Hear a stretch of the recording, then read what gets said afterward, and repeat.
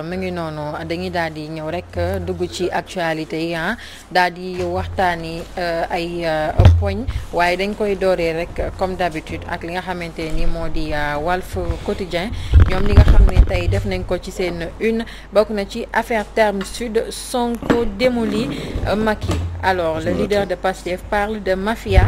d'État muy famille yi nga xamante ni dañ leen exclure fële ca Terme Sud Wakama génne leen ci seen ay kër mu nekk ñoo xamante ni dañoon service seen nation Aliou Sow ba lu bëree bëri fekk leen si daal mu mel ni wàllum toroxal rek lañ leen def waaye Sonko moom li mu ci xam ne mooy lii c'est il parle de mafia d'État. Oui, comme partout, hein, cette boulimie foncière bi nga xam ne moom moo existé justement dans ce pays avec donc le régime donc du président Macky Sall depuis 2012. Donc bi mooy xam naa ni le dernier refrain, le dernier refrain, certainement pas le dernier, mais en tout cas pour ce coup-ci bi mooy bi mujj pour le moment. On se rend bien compte qu'effectivement 79 habitations la ñu nar a toj foofu pour pratiquement 800 familles yoo xam ne da nga maam dañ leen jëlee foofu donc démb Sonko Ousmane demoon ci béréb boobu pour di leen masawu effectivement à sa sortie justement bi mu pare ak ñoom dafa def un petit point de presse sur lequel justement il donnait son avis par rapport à justement cette boulimie foncière existentielle dans ce pays depuis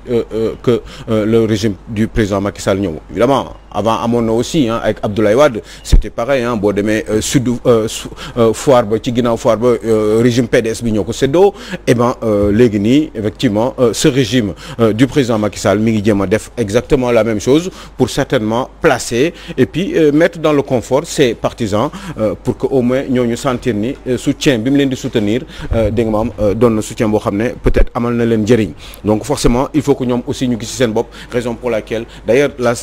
si semaine bi xam naa dinaa ñëw le patron des domaines comment il s'appelle Diao Mambo Diao il faut ñu wax nga wax ma j'ai quelques dossiers sur hangar pèlerin bi nga xam ne je ne sais pas combien d'hectares ça fait il faut nga wax ma ci am na yu ma ci bëgg a laaj fii comme mënu ma la jot pour laaj la yow dinaa ko laaj sénégalais parce que il va falloir que vous nous en parliez parce que hangar pèlerin boobu yu dil bu bari mi ngi foofu mooy dil yi Ousmane Sonko di wax rek en général on n'aura pas le temps parce qu'il y a une dizaine de minutes mënuñu wax lépp noonu dans les détails mais il est évident que ni il y a beaucoup de deals ici dans ce pays ci wàllum foncier bi boo jógee Ndengler boo jógee boo demee dans le Fouta ak ñoom Ibrahima Khalil Fall boo demee partout il y avait Fanaye aussi avec le président Abdoulaye Wade donc il se passe beaucoup de choses dans ce pays dealu foncier bi effectivement li Ousmane Sonko wax c'est une triste réalité gaa yaa ngi séddoo réew mi gaa yaa ngi sax-saxe réew mi c'était pas une histoire de l'armée pour gàttal du affaire armée bi loolu la ñu waxoon absolument ni ñoom loolu seen yoon kiiwu si ndax armée bi ñoom moom foofu suuf bi armée bi moomu ko état du Sénégal moom moo ko moom effectivement j'ai été alerté aussi par une idée de Ousmane Sonko mais xam nga boo amee une pratique législative da ngay xam un petit peu comment fonctionne l'Assemblée nationale day gaaw très rapidement effectivement Ousmane Sonko mi ngi souligner un détail assez important suuf soosu ñu nar a état bi nar a jël nar ko céder bu fekkee ne c'est à une personne privée ou à une société privée dafa war a justement naturellement passer par l'Assemblée nationale rien que par élégance républicaine parce que ay famille mënuñu nekk foofu nga jékki-jékki passer directement par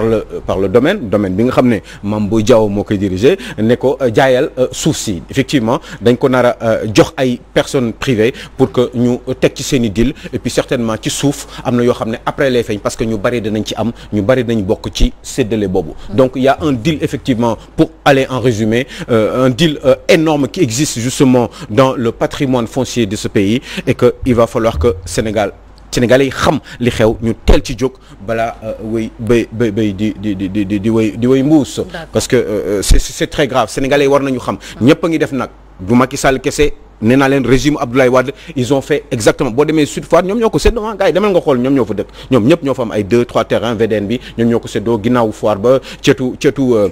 comment dire cimetière Saint-Lazare bi ci ginnaaw ñoom ñëpp ko séddoo kilifa yi ñoom ñoo séddoo loolu ci réew mi au détriment de qui des Sénégalais en général ñoo xam ne ils s'embourbent au niveau de Kër Massar ñu sànni leen ci ay suuf yoo xam ne ay suufu ndox la ay di amuñu courant amuñu ndox amuñu dara amuñu viabilisation amuñu tali y a rien là-bas sànni leen foofu la ñu wax nag ñu ne dañ ko bëgg a départementaliser pour effectivement justement profiter encore de ces électeurs là essayer de nax leen il se passe toujours des choses il y a tellement de choses à dire Fatou je crois qu'on ne pourrait pas tout dire en ce moment mais deal bi am na et encore am na gars yi ñooy séddoo suufu réew mi Mame Boye Diao je reviens vers vous parce que ñun si dëkk bi la ñu dëkk te am na yoo xam ne dañ ko war a xam te Sénégal ñun ñoo ko bokk hangar pèlerin di nga ma ci wax lu bees hangar bi moom defe naa jeex na ku nekk jël nga sa wàll ay ca teew mais li ma jaaxal c'est-à-dire que sur ce dossier de terme suite là il faut que pour man enquête am parce que tamit y a eu un laisser-aller boo xam ne am na parce que ce sont des logements de fonction mooy ku pare retraité da nga war a quitter lan moo tax ñooñu toog entre temps lan moo poussé ñooñu toog entre temps war nañ xam si yan condition la ñi toogee est-ce que ñooñu ñu doon joxe ay xaalis pour ñuy toog chaque fin du mois. Kenn xamul personne ne sait. non joxewuñu si boo bëggee ma tontu la en fait pour ñu aller qu'on aille plus vite. non puisque da nga ne. parce que fonctionnaire nga. te logement de fonction nga. non joxewuñu dara sa nga retraité. da nga waroon quitter pour keneen ñëw. dëgg la lu tax nga toog pendant toutes ces années. dama la bëgg a tontu assez rapidement non on sait parce que Ablaye Wade moo leen fa téye woon. Ablaye Wade moo ne du jël ay doomu jàmbur ay kilifa ay père de famille di leen génne ci biti. Ablaye Wade moo wax loolu. léegi tontu la quoi léegi non pour aller vite quoi. parce que il faut qu'on aille léegi fu mu toll nii. pour man le vrai nœud du problème. mooy li ñu waroon def mooy xool déjà bu ñu defee même bu fekk ni sax dañuy recaser ñooñu parce que nee nañ dañ leen di koy jox ñu fay ko pendant 30 ans mais je dis que pendant 30 ans bu ñu fekk ne dañ lay jaay terrain entre temps on ne sait jamais ku góor ki bu fekkee ne yow da nga génn àddina ñaan ñu ko yàlla comment vont faire tes enfants bu fekk ni tu es polygame ban conflit ngay créer encore on ne sait pas. non c'est que dañ ko moomul en fait dañ ko moomul foofu succession mënu fa am parce que moomuñu ko en fait du seen yëf dañ leen ko jox noonu bàyyi leen foofu quoi Ablaye Wade moo leen fa bàyyi parce que histoire bi amoon na problème amoon na fi problème mais Ablaye Wade bi mu ñëwee dana ne mais man si solution nguur bi lu mu proposé ne dañ leen di jox affaire terrain bi waaw jox leen xaalis dañ koy fay 10 000 genre 10 000 par mois xaw ma pendant combien d'années non loolu seen solution la même bu nekkee solution mais aussi nañu xalaat lenn s'il y a un cas de polygame comment régler ce problème mais xam nga loolu ñun suñu yoon nekku ci loolu c'est pas notre problème en réalité ay polygame ak yooyu loolu ku nekk yaay loolu c'est ça relève du privé ku am sa benn kër am sa ñetti jabar boo deewee yaa xam nañ lañ lay kii nañ lañ lay comme ni koy waxatee nañ lañ lay miraas quoi du histoire bi quoi loolu c'est pas le problème cas sociaux yi war nañ leen xool ñu étudier nan lañ leen accompagner waaw Aïcha rapidement en fait man sama question par rapport ak terme sud bi Aliou Sow moom mooy de savoir est-ce que amul beneen solution bu dul Wakam. oui ça c'est une bonne question.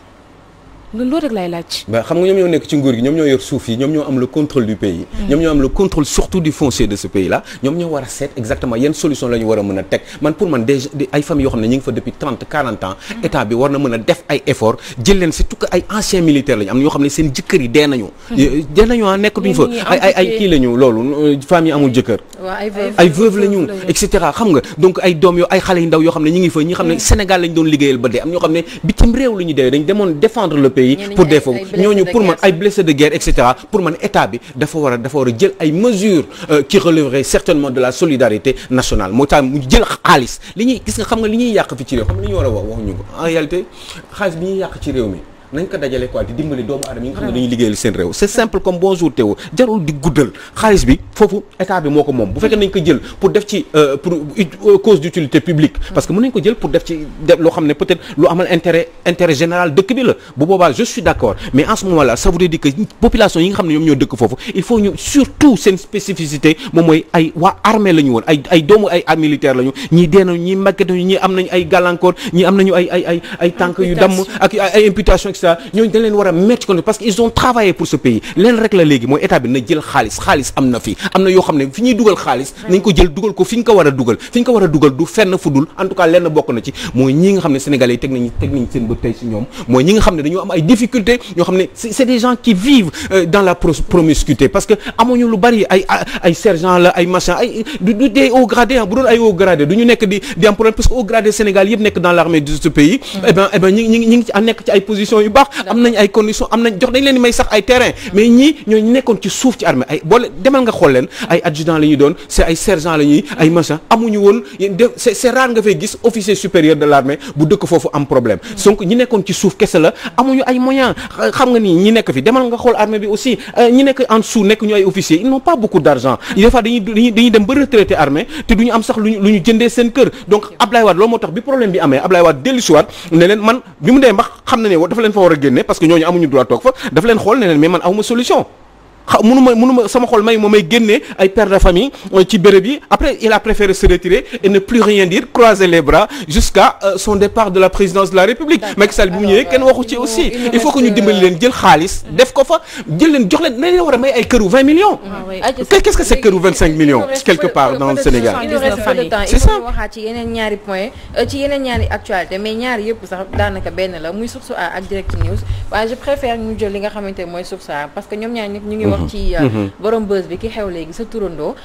Aliou Dembourou Sow alors député Aliou Dembourou Sow tristement rendu célèbre par son apologie de crime présumé alors son profil psychologique mu mel ni daa xamale nañu bu baax ak ki nga xamante mooy député boobule di Aliou Dembourou Sow nee nañ c'est un fanatique débordant de Macky Sall et que les similitudes de l'ex-conducteur de forage avec Farba Ngom àndandoo Farba Ngom la woon mu mel ni rek toujours Farba Ngom daal problème bu am dinañ ko ci tudd daal ay nitam rek ñoo war ki nga xamante moo di président Macky waaw parce que nag ñu ci bari Farba moo leen fal donc forcément dañuy nuróo te Farba du fal koo xam ne nuróowul ko wala nekkul ci ay tànkam wala nekkul ci ginnaawam toppul ci ginnaawam mu nekk son valet Farba képp koo xam ne déglul woo ko eh ben du reyante ci Macky Sall pour mu fal alors que effectivement il faut reconnaître que ni ministres yi de la République sax au Sénégal ñu ci bari kilifa yi dañuy dem kër Farba Senghor ba 1h 2h du matin fa la ñuy parce que il faut que ñu koy neexal ndax moom am na xëy na un poids sur le président de la République ba mun na ko jox ay conseils entre guillemets wala ay directives je n'oserais pas trop y croire pour que président mën ko def ñu bari ku bëgg Farba fal la da ngay dem jege wala ku bëgg toogaat ci nguur gi wala yàgg ci sa poste da ngay dem Farba di la défendre et puis sax pire dégg naa en retour da ngay obligé des fois di ñëw à la caisse parce que il faut que quand même nga nga koy il faut muy kontaan aussi di gis sa njëriñ ci position bi nga nekk parce que liggéey boobu tamit dégg naa ni dañ koy fay parce que Farba quand même est un éternel conseil du président Macky Sall je crois que donc ça lui ressemble un tout petit peu ce garçon démb wax nañ ci lu bari Fatou moi je crois que c'est lii rek fenn rek la ma mënoon jëmale ci réflexion avec votre autorisation mooy nan la ñuy falee député yi au Sénégal je crois que il faut qu'à ce niveau-là qu'on y réfléchisse je pense que j'ai entendu Babacar Gaye di wax xawma ci ban rajo ni ñuy falee député yi moo posé un problème je crois que je l'ai dit il y a ça fait 1 an que j'en parle ici wax naa ci petit déj wax naa ko ci depuis 2007 que ni ñuy falee député yi au Sénégal baaxul il faut que évidemment je crois que Babacar Gaye a triché parce que loolu man rek maa ko fi wax dans ce pays il faut que Sénégal ñu diviser ko en nombre de circonscriptions bu dee 160 députés la ñu soxla nañu diviser Sénégal en 160 circonscriptions yow Aïcha bu la neexee ci sa circonscription bi nga dëkk nga nekk fa candidat képp ku mu neex mu nekk candidat bu fekkee ne rentré na dans les conditions de légalité bu boobaa mu dem un système à 2 tours premier tour bi bu fekkee ne nit ki ci circonscription bi am nga plus de 50% deuxième tour du am bu fekkee ne nag amoo 50% ñu dem deuxième tour ki nga xam ne moom mooy jiitu bu boobaa mu nekk député circonscription boobu li ngay wax nii moom le Sud Quotidien def ci seen une parce que instant bi yaa ngi ci débat politique te ñoom li nga xamante def nañ ko ci seen une mooy faible qualité du débat au Sénégal. Absolument. La classe politique au banc mu mel ni li nga xamante ni jamono ji débat politique niveau bi dafa wàcc trop est-ce que sax loolu taxul Babacar Gaye tricher si yow ci li nga doon wax. mais c'est bon je ne sais pas si loolu moo tax mu tricher mais je suis sûr que ils auraient raison Sud Quotidien aujourd'hui de dire que ni effectivement débat bi c'est normal mais en même temps aussi ñan ñoo nekk dans le landerneau politique sénégalais ce sont des gens quand même qui n'ont pas de niveau demal Assemblée nationale moi je reste persuadé que la moitié des députés à l'Assemblée nationale ne sont pas capables de lire ou de se concentrer véritablement sur des textes de loi et puis surtout di def ay propositions di am xalaat xam nga aussi dëkk xam-xam moo koy defar on ne peut pas mettre des gens comme ça il faut nga wuti xam-xam ay boo mokkalul doo dem politique Aliou dans les partis politiques da ngay xool benn affaire par exemple fu mel ni APR ñu ne école du parti Djibril War kañ nga mës a dégg Djibril War organiser ay formation voilà c'est ça bravo Théo dans les autres partis PDS am na formation kañ nga ko gis amatul école côté boobu moom parti socialiste moo ci tane parti socialiste tamit loolu amatul école du parti amatul mais moo ci tane quand même de formation moo ci tane ñi doon def aussi loolu les partis de gauche y en a plus kon il faut se dire la vérité notre classe politique souffre d'un problème de carence dafa am parce que yow bu fekkee ne yow on t'a pas formé c'est vrai yow bu fekkee ne yow dañu la ñëw investi am na ñoo xam ne xoolal dans les conseils c'est valable au niveau des conseils municipaux ñoo xam ne bu ñu ñëwee lan la budget bi voté nañ ko nii rek ñu tàccu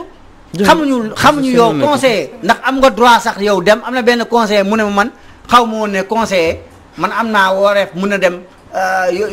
sax citoyen yi mu ne ma citoyen mun na am wareef dem trésor rek ne jox ma budget bi fay 5000 ñu jox ko budget bi en possession pour mu dem xool kon pour dire que c'est partout mooy amuñu culture